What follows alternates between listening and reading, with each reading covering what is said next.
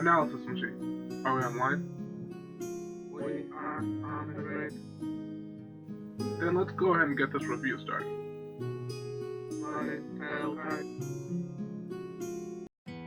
Hey guys, this is D Reaper back again with another Reaper's review. So today we're going to be reviewing Boruto episode 50. So let's go ahead and jump right into it. We start off the episode learning that it's been several weeks since Sumire has been taken into custody by Sai. Furthermore, Boruto's eye has not activated since that night. We then cut over to Naruto, Shigadai, and Sai as they fill us in on what has been happening with Sumire over the past few weeks. Now, I have to stop here to say this scene is absolute nonsense.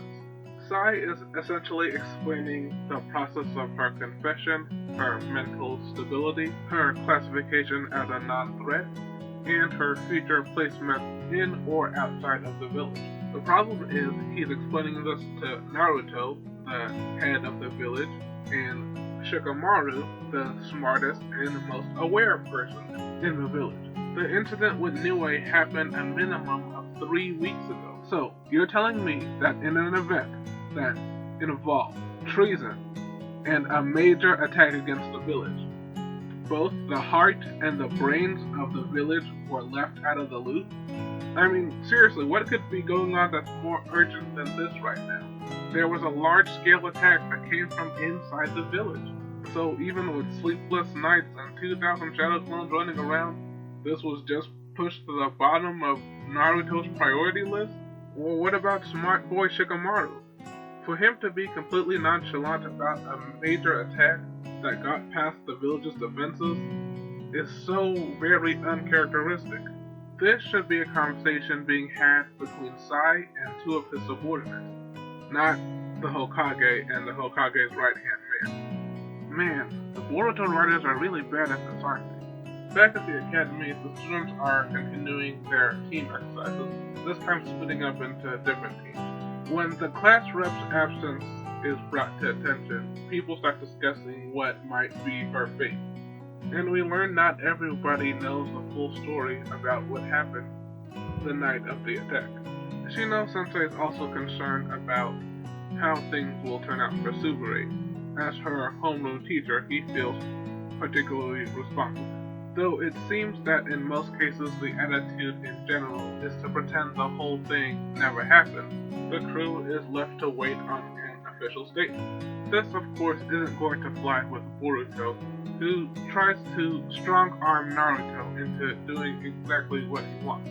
But Naruto, who already has Sumire's best interests in mind, tells him that he will be doing everything in his power to help her as long as it lands within the bounds of his authority.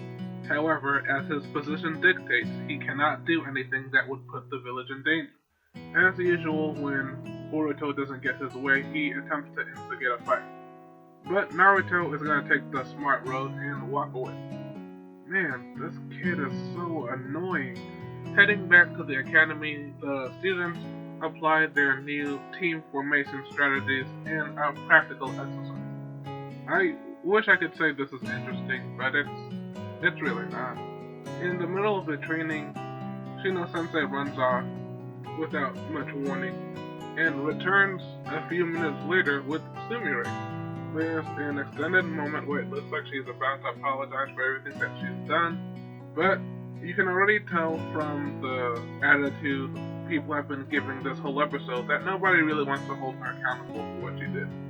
So she's welcomed back into the class with open arms, and it's pretty much back to business as usual for everyone. Well, almost everyone. In a very welcome twist, we see Naruto catching up with our boy Sasuke. Sasuke. This is Sasuke's first appearance in the series, and honestly, it just feels so good to see the two back together again. Meeting in a mysterious location, the two discuss mysterious things, mainly how Niue's seal seems to be somewhat connected to Kaguya's time-space dimensional shift ability. And if you've watched the Boruto movie, you can tell this is a tie-in and or segue to that chapter. Naruto wants Sasuke to come back to the village with him, but instead, Sasuke's gotta play it cool as usual. Tell her that I'm sorry for everything. The problem is, I'm the one who should apologize. Why? Why can't we be watching this? We then see this mysterious character that we've seen a few times in passing.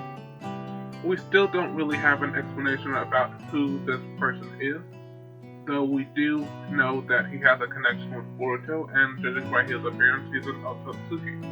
He says something about the Jogan and it not quite being the proper time, but that the time will come soon. And this appears to be the episode of Epilogue, as we get yet another end clip, and we get that confirmation that we are leading up to the Boruto movie section, where we see the two main antagonists from said movie discussing their plans to head to Earth.